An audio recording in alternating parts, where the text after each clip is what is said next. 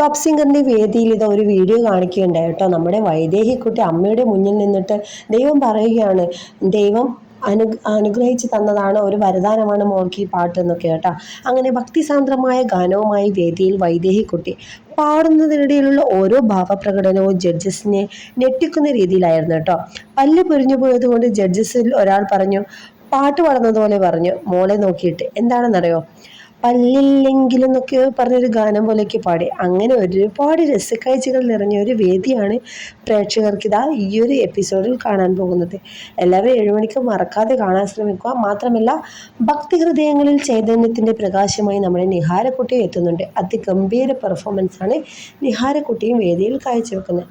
അങ്ങനെ ഓരോ മക്കളുടെയും വ്യത്യസ്തമായ പ്രകടനങ്ങൾ കണ്ട് നമ്മുടെ ജഡ്ജസിനെ പോലെ അമ്പരിപ്പിക്കുന്ന നല്ലൊരു പെർഫോമൻസാണ് കുഞ്ഞു മക്കൾ.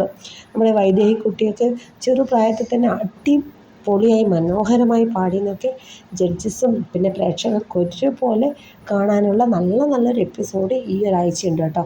റിമി ടോമി വരെ അതിശയിപ്പിക്കുന്ന രീതിയിലായിരുന്നു പെർഫോമൻസ് വൈദേഹിക്കുട്ടിയുടെയും നിഹാരക്കുട്ടിയുടെ ഒക്കെ. അപ്പോൾ എല്ലാവരും മറക്കാതെ നമ്മുടെ ഫ്ലവേഴ്സിൽ കാണുക, നമ്മുടെ ഫ്ലവേഴ്സ് ടോപ്പ് സിംഗർ. നമ്മുടെ വീഡിയോ ഇഷ്ടപ്പെട്ടാൽ മറക്കാതെ ലൈക്ക് ചെയ്യുക, ബെൽ ബട്ടൺ ഇനാബിൾ ആക്കി വെച്ചാൽ നമ്മളിടുന്ന വീഡിയോസൊക്കെ നിങ്ങൾക്ക് പെട്ടെന്ന് നോട്ടിഫിക്കേഷനായിട്ട് ലഭിക്കും. അപ്പോൾ വീഡിയോ ഇഷ്ടപ്പെട്ടാൽ ലൈക്ക് ചെയ്യുക. Bye bye.